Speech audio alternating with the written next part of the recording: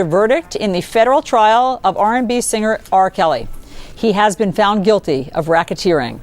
He is also charged with sex trafficking.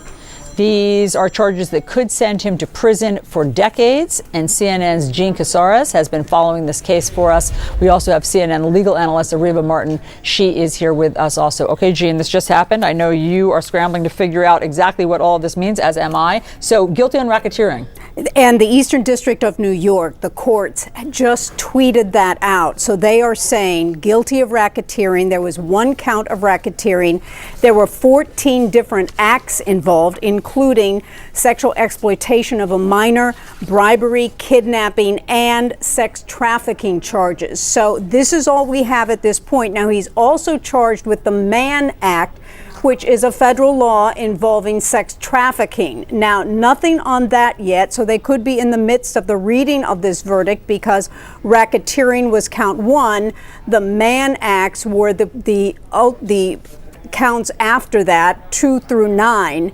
And so we don't know how far they've gotten, but this is an extremely complicated trial. It is very, very sophisticated.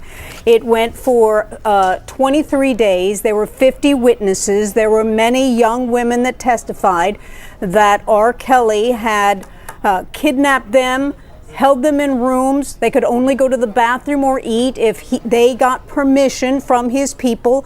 They had to wear baggy clothes, they testified, unless they were in his presence. They could only look at him. They could not look at other men.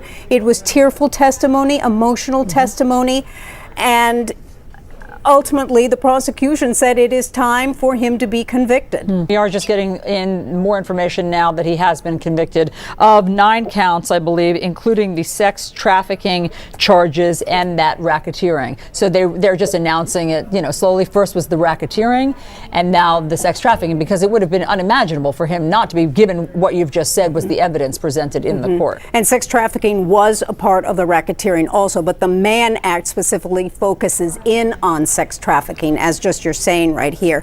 This jury was 7 men and 5 women. It was a very diverse jury. It was a jury that listened to so much testimony, woman after woman. Here's one example. There was a former radio DJ intern who says that R. Kelly invited her to interview him. I mean, what a thing, right? When you're just an intern and he asks you, you can interview me.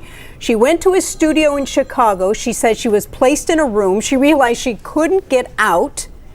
And this was for days. She was finally given food. She remembers passing out and awaking and seeing R. Kelly readjusting his clothes.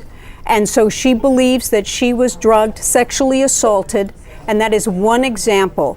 How terrifying.